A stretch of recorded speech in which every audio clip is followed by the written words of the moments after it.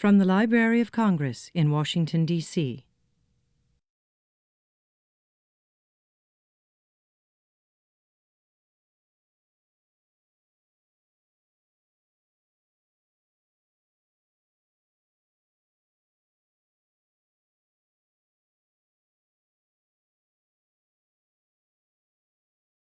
I'm Carolyn Brown. I direct the Office of Scholarly Programs and the John W. Kluge Center here at the library. And it's my official job to welcome you for this wonderful book talk by one of our own, I'd like to say, Dr. Tobie Meyer-Fong on her new book, What Remains? Coming to Terms with Civil War in 19th Century China.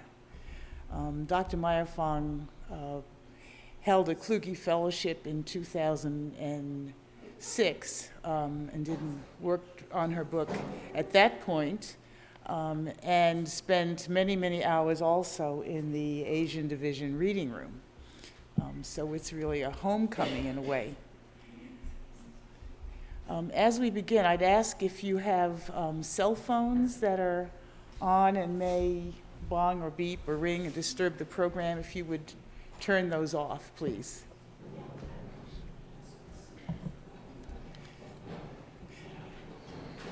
Today's event is co-sponsored by the John W. Kluge Center and the Asian Division of the Library of Congress.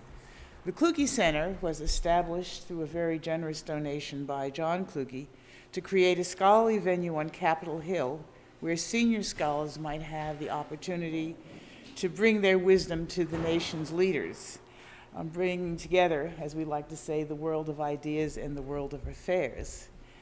The center also supports the rising generation of younger scholars.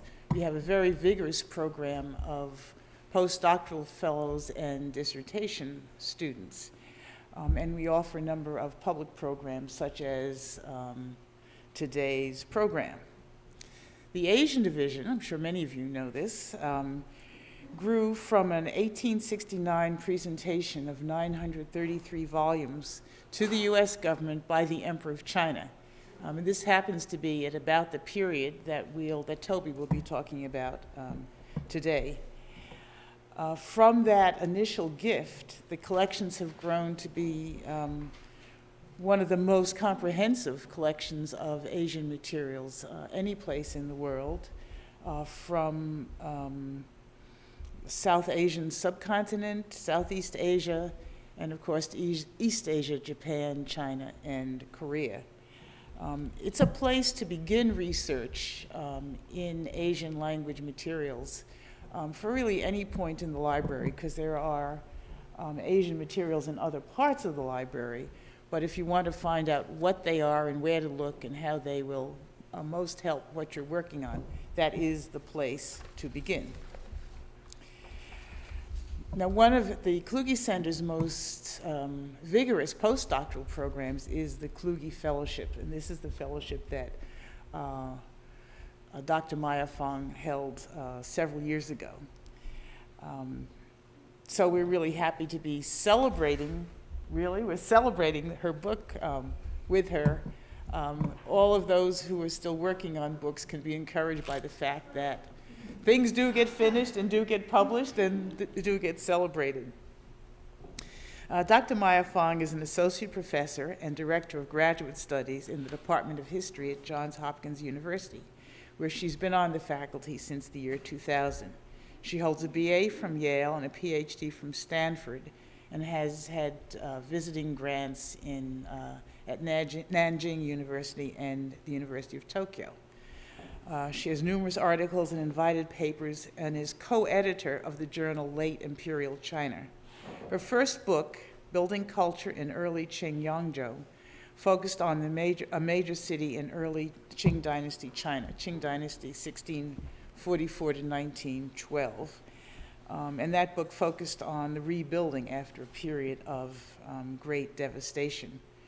Her new book explores the experience of devastation as it takes place in a later time and a much larger geographic region, as she looks at the emotional, cultural, and social impact of what has usually been called in Chinese studies the Taiping Rebellion, which you'll notice she has, I think, renamed in a slightly different way. As someone who studied Chinese history, I can say not only in the context of China, but I think in general that we tend to envisage the impact of major terrible events on human beings if they're from another time and another place, another distant geographic location. We tend to envision those in terms of the macro political events or macroeconomic events. We look at such issues as the economic, social, political causes, the chief players in the centers of power, the policies that were selected or not selected, or sometimes that we think should have been selected. And for all sorts of reasons, this is very understandable. Our point of entry tends not to be at the level of the individual human being. And I think what makes Tobie's book so special in the field is the kind of questions she asks in the point of entry.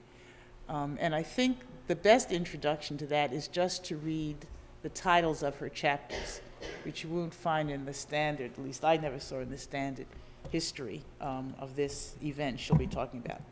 Chapter titles: War, Words, Marked Bodies, Bones and Flesh, Wood and Ink, Loss, Endings. Please welcome Dr. Tobie Meyer-Fong.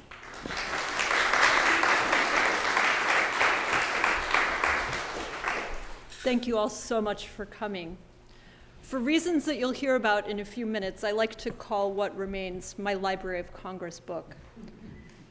It was mostly written here.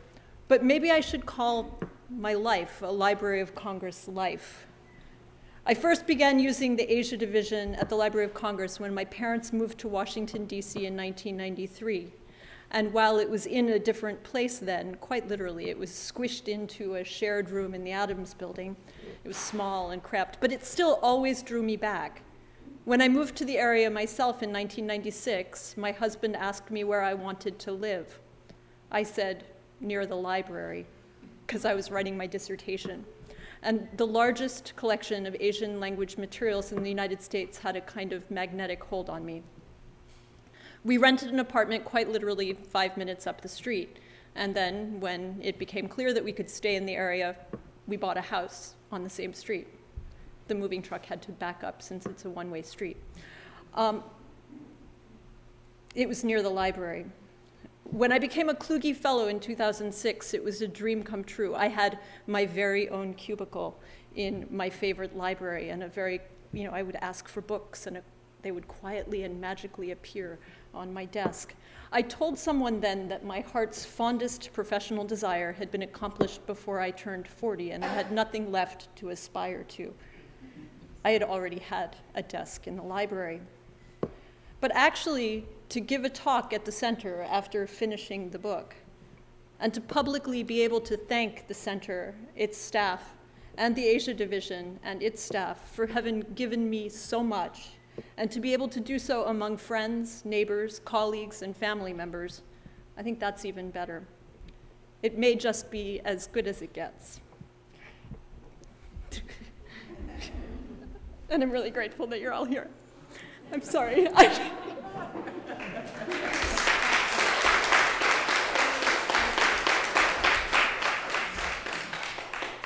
Sorry. All right, to get us oriented, when and where.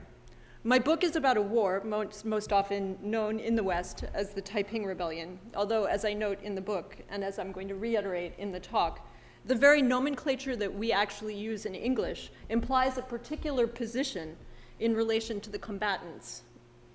Whereas the terminology most used in Chinese nowadays, the Taiping Heavenly Kingdom Revolutionary Movement, the Taiping Tianguo Geming Yundong, implies the opposite standpoint. Both terms assume that there were good guys and bad guys, differing only in terms of which was which. In point of fact, over the past 150 years, the Taiping Rebellion has been called many things.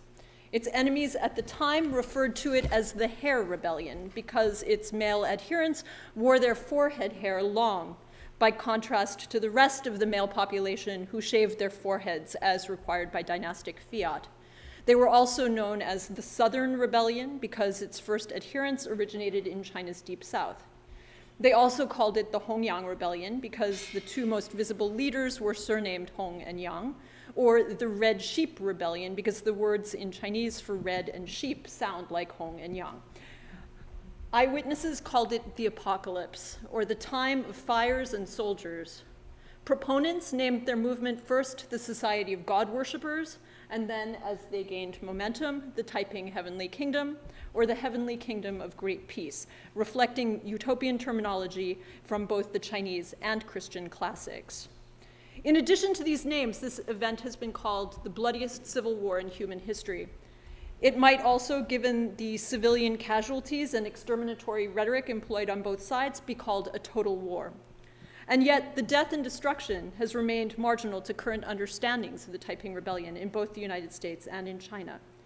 My book argues that for people who lived through these events, the death and destruction were precisely what defined the experience and shaped their choices both in wartime and in the aftermath of the war. The story of this war has most often been told in English as the biography of a visionary, of the proto-revolutionary movement that he inspired. In order to get us oriented in the moment, here's the basic narrative in broad outline.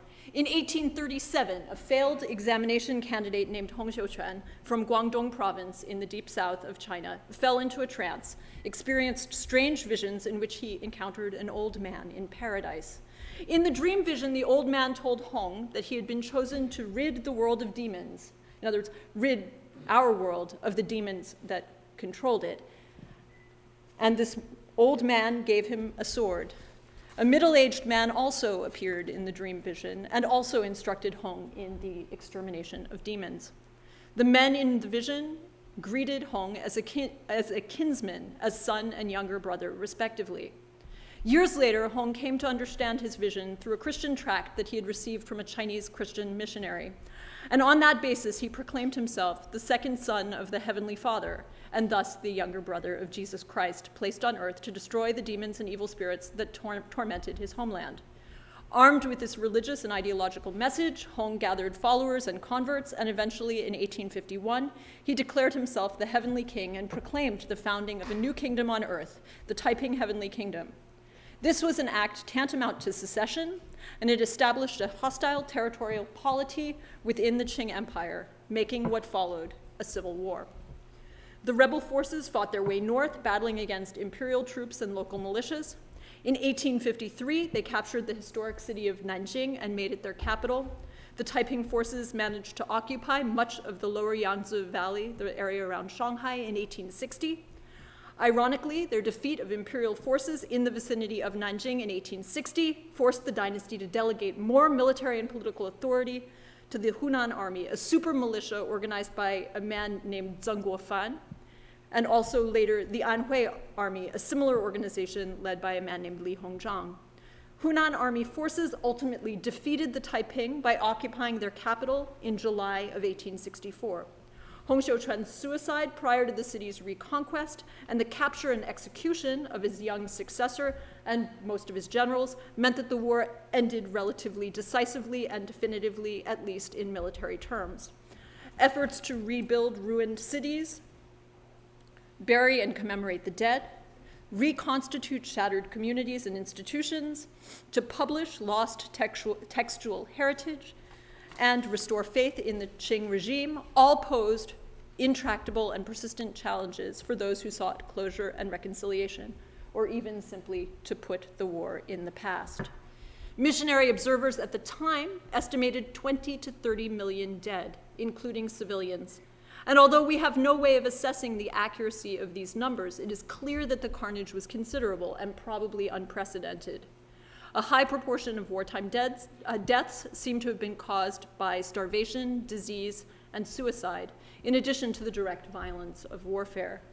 Major cities burned, civilians and soldiers starved and suffered from epidemic disease. Both sides committed atrocities, killing, capture, pillage, and rape became widespread, especially as the funds to arm and feed the troops ran short. Armies switched sides with promiscuous abandon over a period of approximately 14 years from 1851 to 1864. The fighting of this war afflicted 17 of Qing China's 24 provinces and was especially destructive in the Yangtze River Valley, the Chinese Empire's traditional cultural and economic heartland. Betrayal, loss, terror, and destruction became commonplace. Leaders called for the absolute extermination of their enemies. War literally pitted neighbor against neighbor and divided families and communities. In a draft of the book, I referenced, and brother fought brother. And my friend who read it said, "You're confusing this with the US Civil War." And I said, "Oh yeah? I've got sources that say that." So it really did. It afflicted neighbors, it divided families and communities. It left scattered bones and unclaimed corpses and a devastated and defoliated landscape. Ghost stories proliferated in the aftermath of war. Ceremonies to placate the dead continued in some areas until the end of the 19th century. So for about 4 decades. To give a sense of the cataclysmic loss experienced and later recalled by survivors, I offer a quote from a local history from an administrative unit in Anhui province in central China, written not long after the war ended. In 1860, the rebels penetrated the border of our district, coming and going countless times.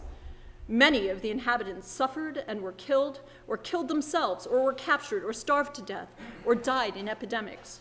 Those that died totaled more than half of the population. Those that lived had no way to support themselves. Between 1860 and 1865, the people could not farm, and so they ran out of grain. In the mountains, all of the wild plants were consumed, and people ate each other, which led to the spread of epidemics. There were corpses and skeletons everywhere. The roads were covered with scrub, and for several miles, there were no signs of human life. This was a strange disaster, unprecedented since the beginning of human existence. This excerpt from a local history is in many respects typical of the kind of material that I looked at for the book.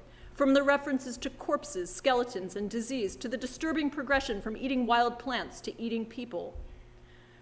References to unprecedented loss and destruction, like the one I've just read, fill the pages of histories, memoirs, diaries, and other accounts. Such sources describe a world rife with terrifying rumors, some of them true.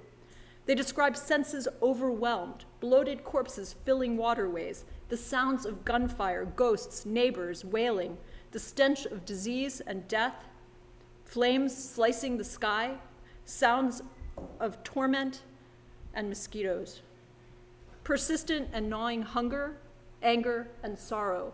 In a confused world where people were not who and what they appeared, people sought certainty, proof of allegiance, and some surety that the world as it had been could ever be restored, even if it couldn't.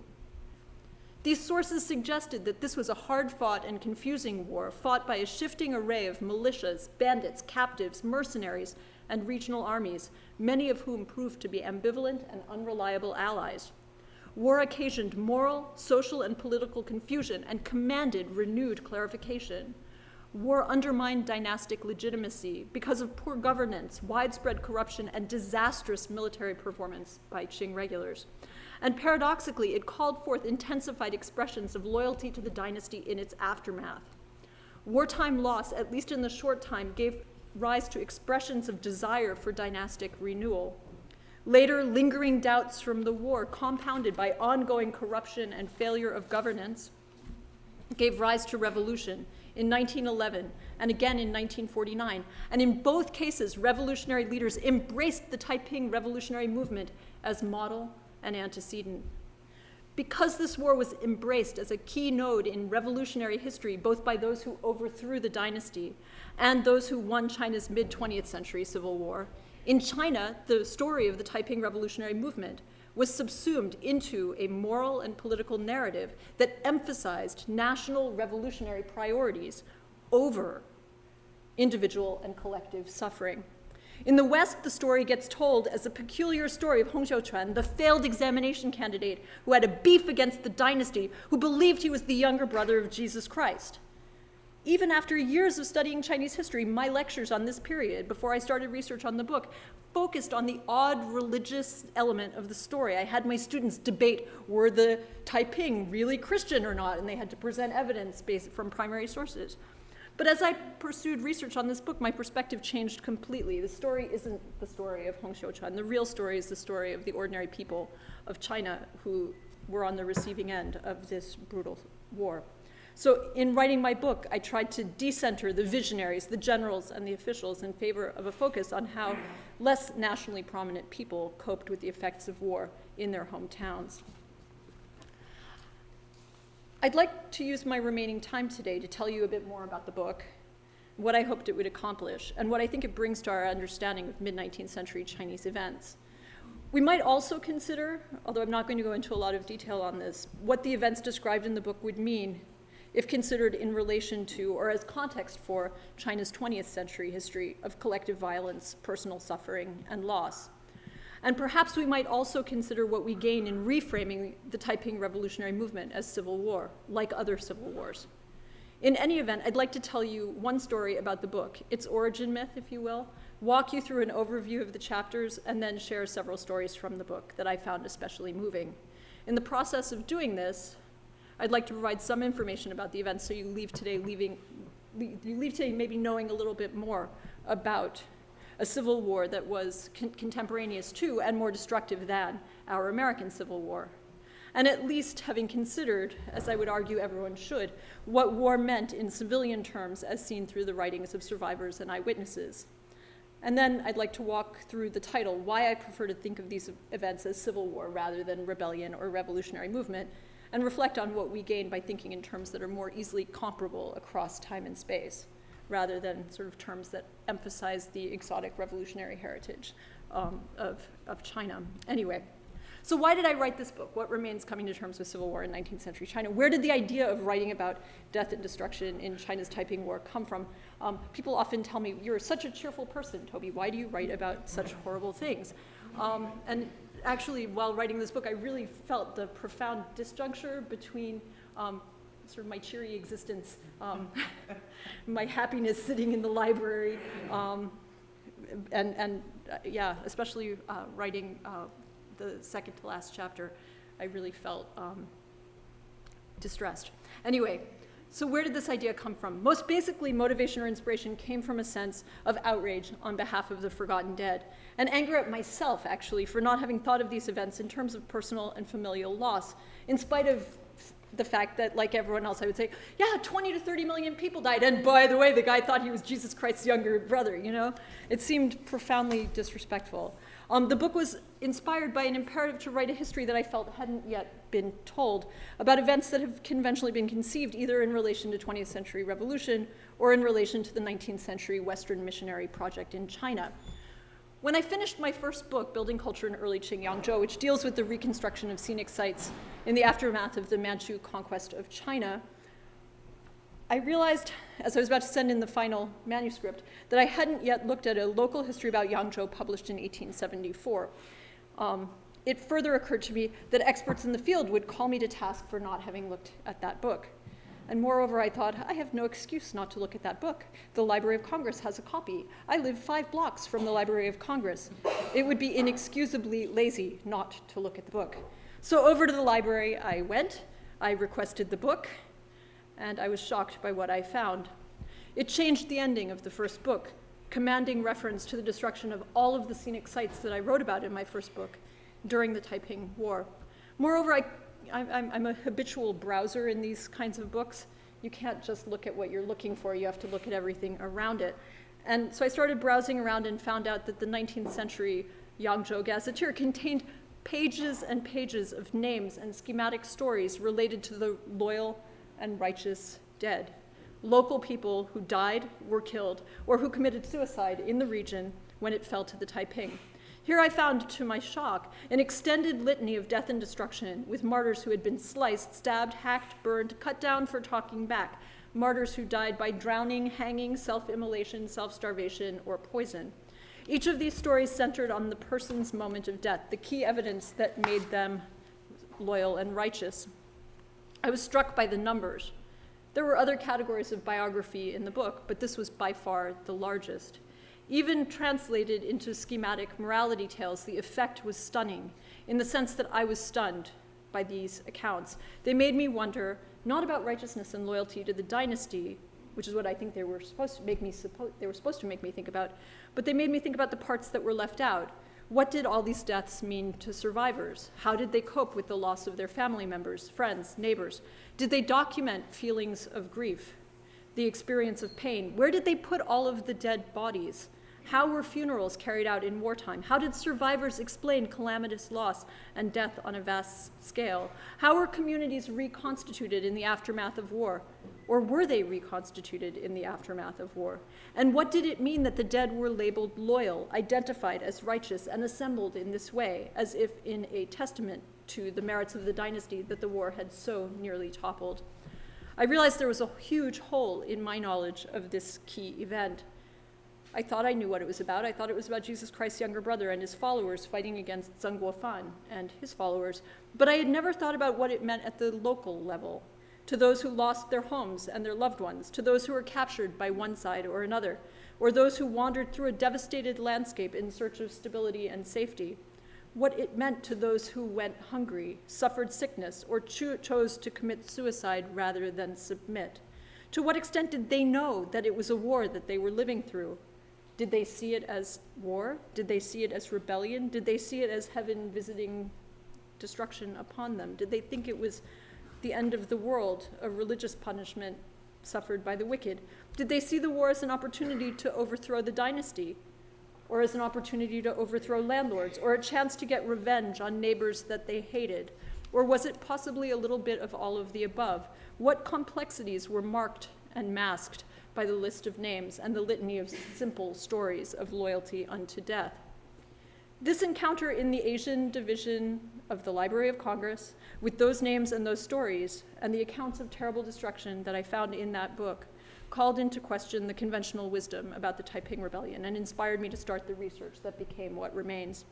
I still have my notes from that day. I found them recently. Scrawled questions, lots of them, and comments on destruction, grief, and commemoration. One of the questions, why hasn't anyone looked at this before? Or has someone? If not, why not?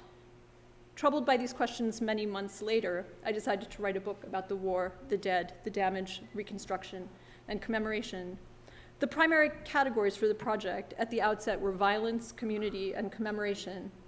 And perhaps, although I jettisoned this idea actually after reading lots of theory in the Kluge Center, I thought I would do something about theoretical approaches related to trauma and memory, and after reading all of it, I decided it didn't work for me, and I wasn't that kind of scholar, and I'd rather just read my primary sources. But with the project launched and funded, and with time to explore and read, thanks to the Kluge Center, I found that as a former 17th century historian wandering around in the 19th century, I had an awful lot to learn, and even more to read, just to get a handle on the basics. This was a new era, really a new world, and even if the genres of sources that I looked at were the same as the ones I looked at for my first book, they were not the same in substance or content. Much of the Qing dynasty had transpired, and I had to readjust my expectations. In my first book, nobody ran off to Treaty Port Shanghai, and the more general fact that this war took place in the context of 19th century processes of industrialization and imperialism in front of a global audience and a world stage all had to be accounted for. My book draws upon published and manuscript sources, including diaries, martyrologies, administrative documents, poetry, morality books, biographies, religious tracts, legal texts, foreign diplomatic dispatches, missionary reports, official and unofficial histories, and memoirs. Some of these seemingly have not been read at all in more than a century, especially the martyrologies, most of which the martyrologies were mostly in China. A surprising percentage of the research was actually done here. Maybe not surprising, actually probably not surprising. I remember being in Nanjing and sending a list of books to Lily and asking, are any of these books in the library? And because I wanted to know how many of them I had to pay to photograph in China, and Lily wrote back and said, we have this one and this one and this one and this one, but we don't have that one and that one and that one. So a very large amount of the research was conducted here. What use, for example, okay, and so a lot of them haven't been touched in more than a century. What use, for example, are martyrologies honoring the Qing dead after revolutionary rendered the dynasty itself obsolete? The post-war impulse to name and enumerate the dead and their mode of dying died with the dynasty, although shrines honoring the war dead were deliberately repurposed to honor the revolutionary dead of 1911. Others of the sources have been reprinted and loudly criticized in the Chinese historiography for being hopelessly pro-Qing. But in general, in this context, in spite of the accusations of pro-Qing bias, elitism and localism seem to be the big reasons for anti-Taiping sentiment. The book's final form reflects my emphasis on the complexity and contradictions of the conflict. The first chapter is called War, and it's really kind of like today's talk, actually, an attempt to familiarize readers with the period, how it's been described and explained. And in it, I present the staggering human cost of the war, the conventional statistic of 20 to 30 million people dead, and local accounts of the material and demographic destruction and loss. The second chapter, Words, introduces a charismatic pro-Qing preacher and philanthropist, a 5-time failed examination candidate, in that respect, not unlike the Taiping leader, except in his pro-dynastic stance rather than his anti-dynastic stance, who wrote religious tracts, fundraising pamphlets, operas, and speeches calling upon communities to resist the rebels. He also called for the dynasty to be lenient on local people who'd been, quote, coerced into fighting for the Taiping in order to encourage their surrender. His use of religious rhetoric, and indeed his evidently religious inspiration, suggested to me another forgotten dimension of the war. The Taiping religiosity was matched with a new religiously inflected vision of the dynastic order grounded at the grassroots. The following 3 chapters focus on bodies. Chapter 4, Marked Bodies, deals with the ways in which wartime identities were literally inscribed on the body through tattoos and hairstyle, and more temporarily through clothing, tags, and other markers. These marks were supposed to signify absolute affinities, but in fact were unreliable markers of who was on which side. In the course of my research, I found clear and compelling evidence of people switching sides, making choices inspired by opportunism or desire to survive, or being coerced into service on one side or the other. Relatively few participants, at least in the last period of the war, appear to have signed up to fight out of uncomplicated ideological commitment to one side or the other, in spite of retrospective presentations to the contrary. Some describe the act of switching sides in terms of a quickly altered hairstyle or casting off identifying clothing, the ease or difficulty of passing in terms of both appearance and mobility, and attendant acts of disguise and betrayal were the site of considerable reflection and anxiety. Chapter 4, Bones and Flesh, deals with the disposition of the dead during wartime. In it, I describe the political symbolism attached to corpses. Dead bodies exposed to view suggested the dynasty's failure to meet its obligation to rule benevolently and protect the people. Cannibalism, actual and rumored, was a particularly powerful symbol of moral decline and political failure. Stories of lost corpses returned to their families or corpses that did not decompose underscored the virtue of the deceased and of the deceased's family members. Local elites who survived the carnage and had the resources to do so organized the collection of bones and corpses and sponsored the creation of mass graves and charitable cemeteries to arrange for their removal from public view.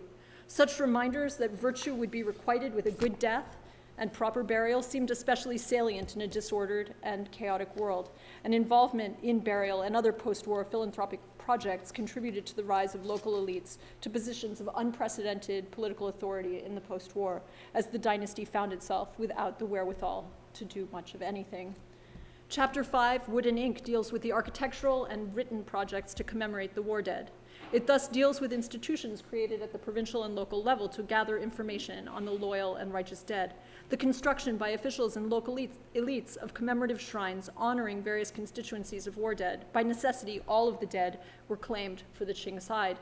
The names and stories of the dead and how they died were collected by survivors and compiled into chapters in local histories, like the one that initially inspired my book, and into freestanding compilations, collections honoring the dynasty's dead. These processes of research, bestowal of honors, and enshrinement continued for nearly half a century after the war ended. Through commemoration, the dynasty sought to recapture the loyalty of exhausted communities, and wartime ambivalence was insistently overwritten by protestations of loyalty unto death and dynastic victory. At the same time, though, Commemoration also provided opportunities for the expression of alternative views, even if they were all framed as harmonious ones. Locals asserted the primary duty to family members and community. Leaders of the regional armies turned provincial officials honored the military dead from their own armies. And the central government provided the rubber stamp that made it all legit. The Taiping dead were not formally honored, nor were they commemorated, except insofar as they could be worked into broadly inclusive rights to honor and release all unhappy souls for the benefit of the living. So interestingly, Buddhist rights provided the one context where I found the Taiping dead being somehow requited. Chapter 6 is another case study focusing on a single individual. In this case, a man who as a child witnessed the murder of his mother by a Taiping soldier. He sought to honor her memory and find comfort through the production of a book into which he collected the documents through which the court had conferred official honors with highly personal accounts of his childhood experiences. He references official honors only to proclaim them utterly inadequate to contain his feelings of sorrow and loss. And actually, I remember a conversation by the copying machine in the Kluge Center with Mary Lou the day I translated the introduction to this text, because I was so surprised by what I found. And I knew it would be useful, even though I didn't know quite how, or the very substantial role it would end up playing in the book as a whole. The juxtaposition of personal pain and public honors produced in the decades after the war suggests the lingering power of raw emotion and the volatility of public memory. By the 1890s, anger at the dynasty translated into new affection for its enemies, and the Taiping were recast as a symbol of revolutionary aspiration, and thus a prototype for anti-dynastic racialist nationalism. In the course of my research, I found myself particularly troubled or haunted by particular stories, and sought especially to include these in the book, since they seemed especially absent for our understanding of the war. These spoke especially to my sense of the rhythms of ordinary and everyday life disrupted. A boy who suffered through the siege and occupation of his hometown, dimly aware of cannibalism and of inflation, witnessed his mother's murder, her decapitation in front of her family by a Taiping soldier, and the loss of his relatives and siblings, brothers conscripted and killed, sisters who committed suicide.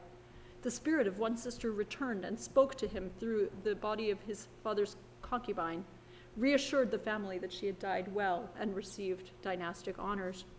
Haunted decades later, he composed poems in his mother's memory and lost them before they could be published. He built a garden in which he claimed he could sense his mother's presence and lost it in a real estate dispute with relatives.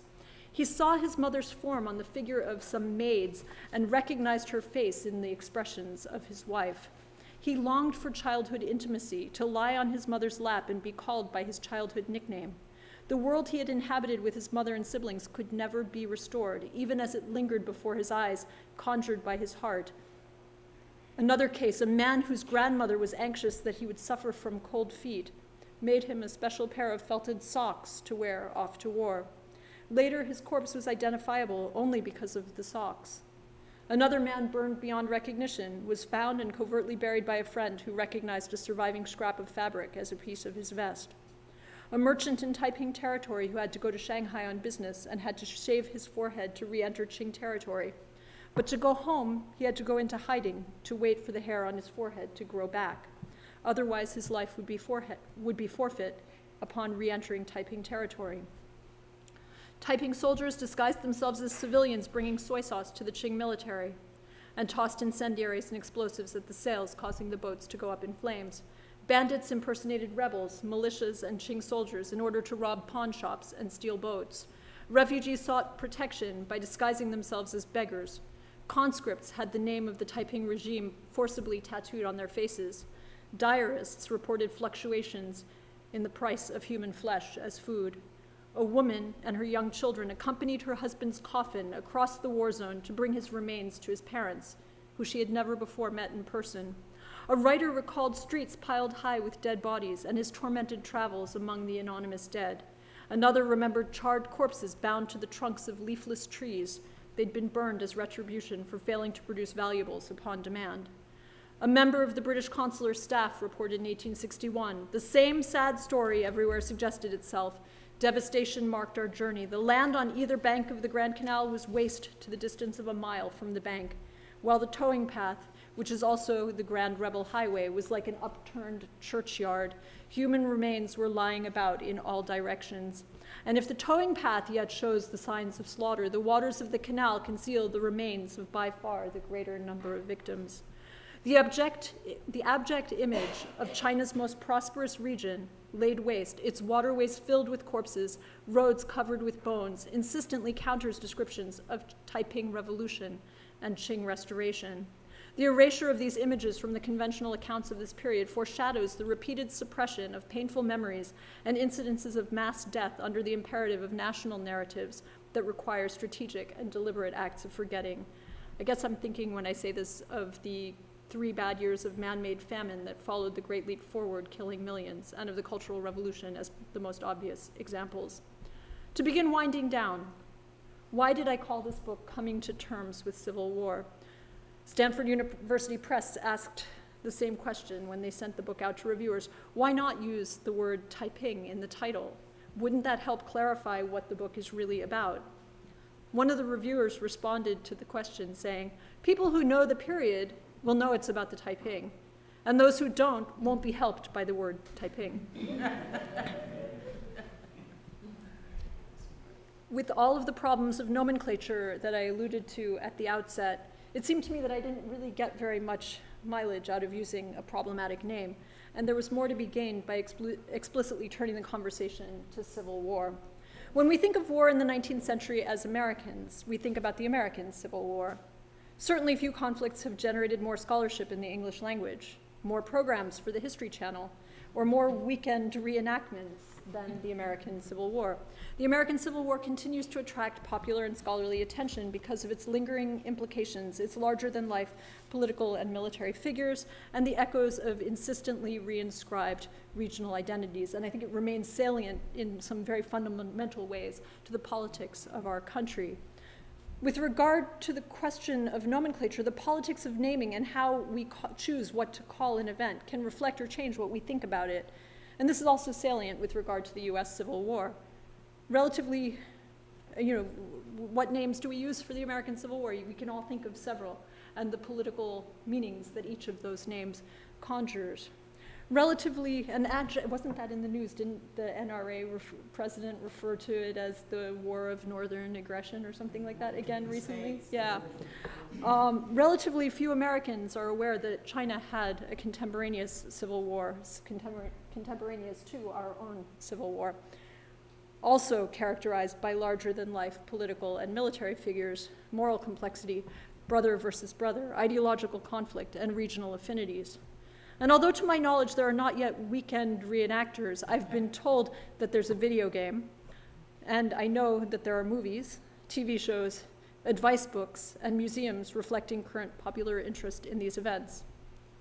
By highlighting connections and possible comparisons with the American case, I thought I could reflect, for example, on the ways in which mass death transformed the very idea of death, as Drew Gilpin-Faust has suggested for the US Civil War, and the ways in which ideas about death also connect into ideas about national identity. Indeed, the mass death in the US Civil War had transformative implications for how Americans conceived of their relationship to family, religion, and the state. I think the same might be said for the Chinese case as well. For the purposes of my book, I wanted readers to think of these events in China's mid-19th century civil war. I wanted them to think of these events as China's mid-19th century civil war and explore the conclusions that might result from this shift in terminology. When we think of the Taiping period as civil war rather than revolutionary movement, we gain access to a whole new set of questions. We're no longer as dependent on the limited number of sources from the Taiping side. The shift in nomenclature doesn't mean that we unquestioningly assume that the dynasty wore white hats and the rebels black. Rather, with the shift in nomenclature, by relabeling the box Civil War rather than rebellion or revolution, we're forced to read the sources for what they can tell us about the experiences of civilians in wartime.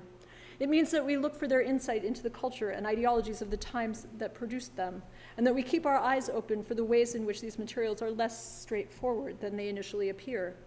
We can keep our eyes open for outliers, for odd bits of information that tell stories that defy our expectations. Diaries categorized by archivists as representing a Qing perspective turn out to tell us more about the corruption and perfidy of Qing officialdom than we might anticipate.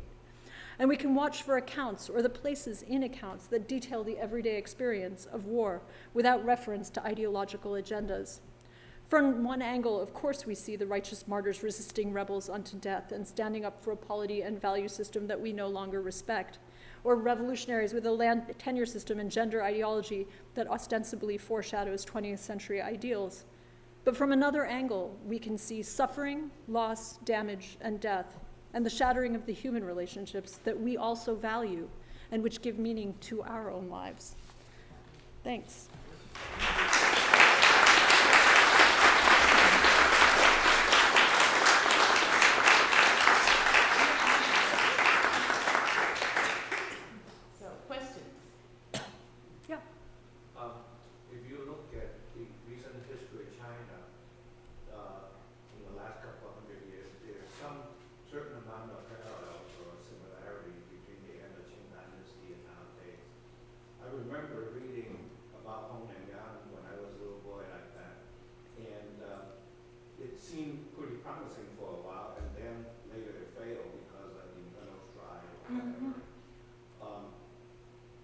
Looking back, it's probably Hong and Yang's group is basically a Christian cult, what we call a cult nowadays.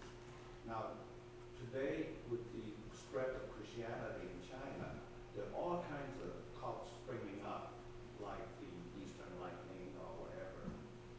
I just wonder whether, with so many cults springing up, there might be another Taiping Rebellion brewing. You know, I think that that's what the Chinese government had in mind when they labeled Falun Gong a heterodox cult. I mean, I think that the parallels are not lost on the powers that be. I'm a historian, and I feel that it's always dangerous to look into crystal balls and foreshadow things because I don't really have access to primary source data from the future. I only have access to primary source data from the past. But certainly, I would say that probably the Chinese government has read the same books that you have, and has the same kinds of anxiety about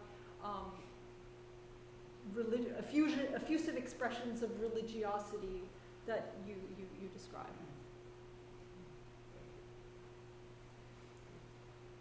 Tobie, the cameras can only pick up your voice if I stand, it's a really good thing you didn't tell me that thing was going when I was talking, because video machines make me really anxious, and I was focusing on the fact that I didn't see one because of the way the lights are. Okay, I'll stay close to the mic. Thank you. Very close, please. Very close. All right.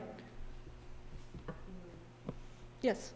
How did European politics play into this at the time? Because I understand that 1837, that's when the Opium War began, or between the British Navy and the Chinese. And I also understand there was a second Opium War where the British and French intervened at this time. So how did the European politics play into this? Like, did they give their weapons to either side? That's a wonderful question, and one of the really significant aspects of this war was that it took place on a global stage, and writers like Karl Marx offered commentary famously on the Taiping Rebellion, and accounts of rebel activity and the promise of rebel Christianity were reported widely among Protestant missionaries who were given access to China as a result of the Opium War. And one thing that's especially interesting, actually, is that the British and the French fought the Second Opium War against the Qing in 1860, and also and also came in on the side of the Qing around the same time. So they were fighting against the Qing in the north and fighting for the Qing, or supporting those who were fighting for the Qing is probably a more accurate way of putting it. And there's actually an excellent book that deals precisely with this point by Stephen R. Platt called Autumn in the Heavenly Kingdom, which spends quite a bit of time analyzing British protestations of neutrality on the one hand and debates over what to do about the Taiping Civil War on the one hand, oh wait, I lost my train of thought. So anyway, his book deals precisely with the British decision to come in on the side of the Qing and its implications for the way the war ended. It's also really interesting to note that Western mercenaries fought on both sides. Oh, and also another thing, you were asking about the NRA. The first president of the NRA was actually Union General Ambrose Burnside, who was responsible for the disaster of Fredericksburg. Thank you. I mentioned that. And actually, when Ulysses S. Grant went to China, he was famously told that by I think it was Li Hongzhang, that you and I both have experience fighting against the Southern rebels. Yes? Taking a cue from your remarks about Marx and his writing works. As you know, Marx actually wrote quite extensively on the 1857-58, whatever you want to call it, rebellion or something in India. Certainly usually they're not called the Civil War, which was also a very bloody affair, which lasted much shorter period of time. But if you actually open up these comparisons, then beyond the question of the American Civil War, which is an American national, An American preoccupation in the, yes. But if you actually ask ourselves in relation to a number of other such events which took place, so take 1857-15 in India, you take the famous Canoe Rebellion in Brazil, which that Cunha wrote about, and which Vargas Llosa wrote a very, very interesting novel about, the Fin del Mundo. Now, if you actually look at a lot of these, and if you look at Marx's own writings, part of the problem is, in a way, the problem of the rationality of the rebels as opposed to the rationality of the state, or the rationality of the state as opposed to the irrationality of the rebels. And frequently the fact that these rebellions have a religious coloring, in the case of India, it's a very complex religious coloring because there's Muslim religiosity also involved as well as Hindu religiosity. So that's the way in which the matter is often played out. So is this something which you thought about in relation to this whole problem? Because I mean, my sense of it actually was the last book I have to confess that I read on the subject is probably one you don't approve of, which is Jonathan Spencer's. Why would I not approve Well, of it? many Chinese stories that I've never approved. Oh, so, There's a certain flavor there of again, a kind of a sense of a slightly wacky irrationality to the whole process. But of course, writing about the irrationality of Eastern others was a preoccupation of missionary writers and of Marx as well. I mean, it was a preoccupation of many Western writers commenting on events in Asia and elsewhere. Actually, but your larger point is extremely well taken. There is a lot of interest in the idea of 19th century civil wars, or rather there's actually a lot of scholarly interest, to my surprise actually, in the ends of civil wars and in the idea of comparative civil wars. And so I've been found by people who want comments on this recently. And so I think you'll see publications coming out in the not too distant future that offer a range of scholarly viewpoints, case studies on global events placed next to each other in order to make stronger comparisons and comment. Turning to the irrationality issue. Yeah. I mean, I was thinking here again, if you think it through, say, Jim Scott and the question of looking at this problem as the rationality of the state as opposed to the alleged irrationality of those who oppose states. Or you think of these subaltern studies people who have written on 1857 precisely with the intention of rescuing the voices of the rebels, because if you look at the historiography, they're always posed as being irrational. In other words, a desire to take seriously people who have been labeled irrational. Yeah. My project's a little bit different because the forgotten voices because in effect, the move that you're describing, in other words, retrieving the voices of the rebels, has been the project of the 20th century Chinese state, in effect. And so what I'm retrieving is the voices that have been overwritten by those who advocate on behalf of the reclaimed voices. So there's a kind of, one of the key differences is that the irrational rebels have been relabeled as the rational actors and as proto-Marxist and as anti-imperialist, anti-feudal avatars of the ideals of the later revolutionary state.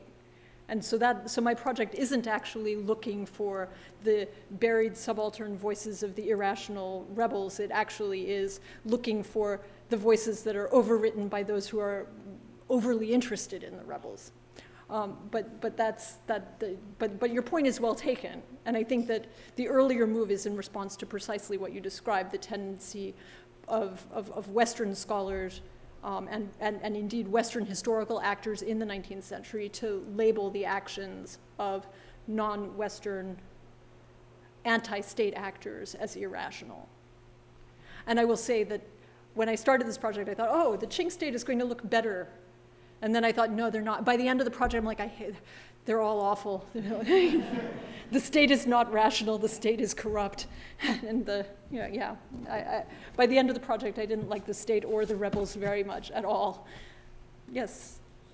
I'm just curious whether that carnage that you described, whether that was unprecedented. I mean, the size obviously was, but was that type of cannibalism, carnage, etc., was that unprecedented in Chinese history? And did any of it have to do with kind of the mechanization or industrialization of forests that occurred in, say, Civil War II? It's really interesting because, of course, the author of that piece labels it unprecedented, but one could argue that the ways in which carnage of this type and magnitude were described in the primary sources is extremely type. I mean, it adheres to literary tropes or patterns that are quite old. So references to it was so bad they ate the plants and then they ate horse feed and then they peeled the bark off the trees and then they ate people. You see that actually from much earlier periods in Chinese literature. So there's a certain amount of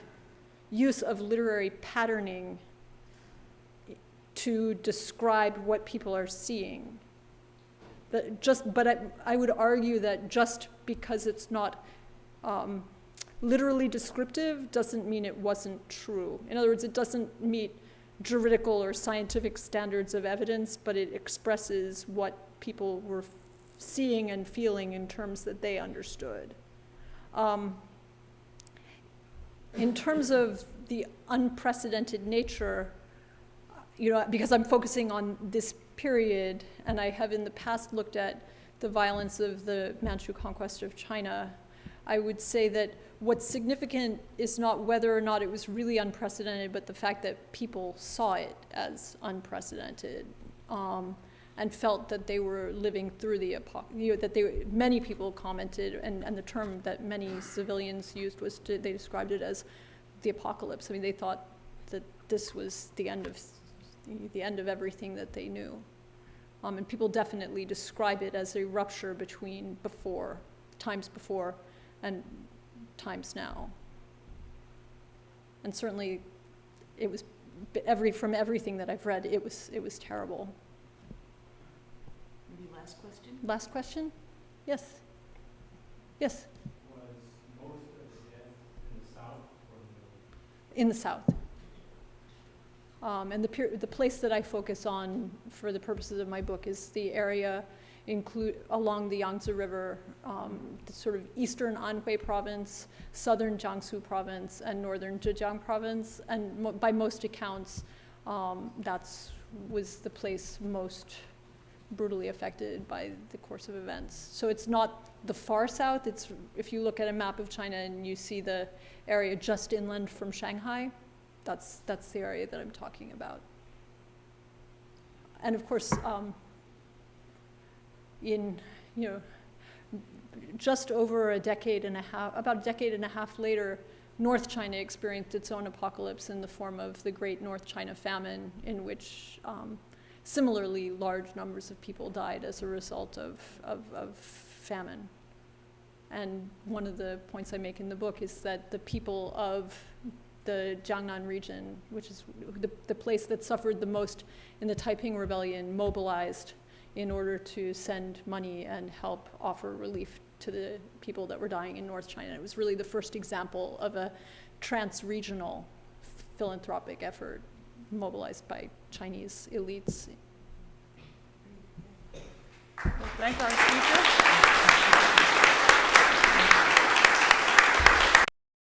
This has been a presentation of the Library of Congress. Visit us at loc.gov.